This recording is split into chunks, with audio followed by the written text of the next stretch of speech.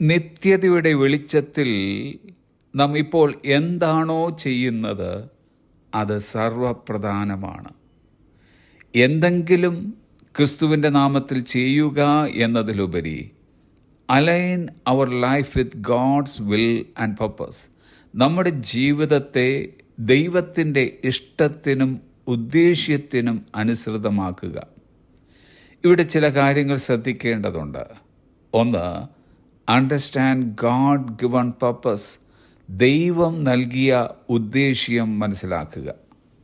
നാം എല്ലാവരും ഒരു ഉദ്ദേശ്യത്തോടെ സൃഷ്ടിക്കപ്പെട്ടവരാണ്. എഫേസ്യർക്ക് എഴുതിയ ലേഖനം 2-ാം അധ്യായം 10-ാം വാക്യം, നാം അവൻ്റെ കൈപ്പണിയായി സൽപ്രവൃത്തികൾക്കായിട്ട് ക്രിസ്തുയേശുവിൽ സൃഷ്ടിക്കപ്പെട്ടവരാകുന്നു, നാം ചെയ്തു പോരേണ്ടതിന് ദൈവം അവ മുന്നൊരുക്കിയിരിക്കുന്നു. നമ്മുടെ ജീവിതം ക്രമരഹിതമല്ല, പകരം ദൈവം നമുക്കായി സവിശേഷമായി രൂപകൽപ്പന ചെയ്ത ഒരു വിളിയുണ്ട്.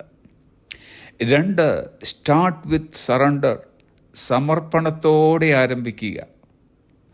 ലക്ഷ്യബോധത്തോടെ ജീവിക്കുക എന്നതിൻ്റെ ആരംഭം ദൈവത്തിൻ്റെ പദ്ധതിയിൽ പൂർണ്ണമായി വിശ്വസിക്കുന്നതിലൂടെയാണ്. സദൃശവാക്യങ്ങൾ 3-ാം അധ്യായം 5-ാം വാക്യം, പൂർണ്ണ ഹൃദയത്തോടെ യഹോവയിൽ ആശ്രയിക്കുക, സ്വന്തം വിവേകത്തിൽ ഊന്നരുത്, നിന്റെ എല്ലാ വഴികളിലും അവനെ നനച്ചുകൊള്ളുക, അവൻ നിന്റെ പാതകളെ നേരെയാക്കും. പ്രാർത്ഥനയിൽ ദൈവത്തോട് ചോദിക്കുക, കർത്താവേ, ഇന്ന് നീ എന്നെ എങ്ങനെ ഉപയോഗിക്കുമെന്ന് എന്നെ കാണിക്കൂ എന്ന്. 3, സ്റ്റേ ഇൻ ദി വേർഡ്, വചനത്തിൽ നിലനിൽക്കുക. തിരുവെഴുത്ത് നിരന്തരം വായിക്കുമ്പോൾ ദൈവോദ്ദേശ്യം കൂടുതൽ വ്യക്തമാകുന്നു. ദൈവത്തിൻ്റെ സ്വഭാവം, ക്രിസ്തുവിലുള്ള നമ്മുടെ വ്യക്തിത്വം, നിത്യവീക്ഷണത്തോടെ എങ്ങനെ ജീവിക്കാം എന്നിവ തിരുവചനം നമുക്ക് വെളിപ്പെടുത്തുന്നു. നാം ആരാണെന്നും എന്ത് ചെയ്യാൻ വിളിക്കപ്പെട്ടിരിക്കുന്നുവെന്നും ദൈവവചനം എന്താണ് പറയുന്നതെന്നും തിരഞ്ഞന്വേഷിക്കുക.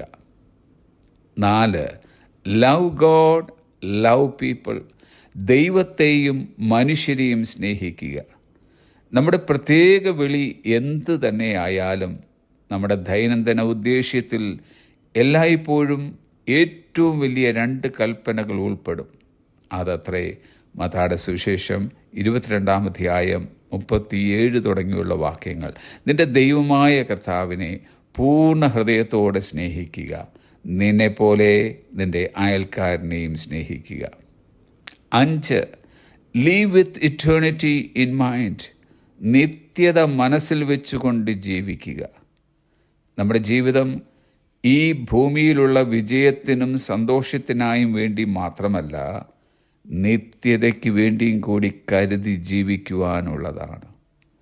C.T. സ്റ്റഡിൻ്റെ ആ മനോഹരമായ വാചകം ഇങ്ങനെ, only one life that will soon be past, only what is done for Christ will last.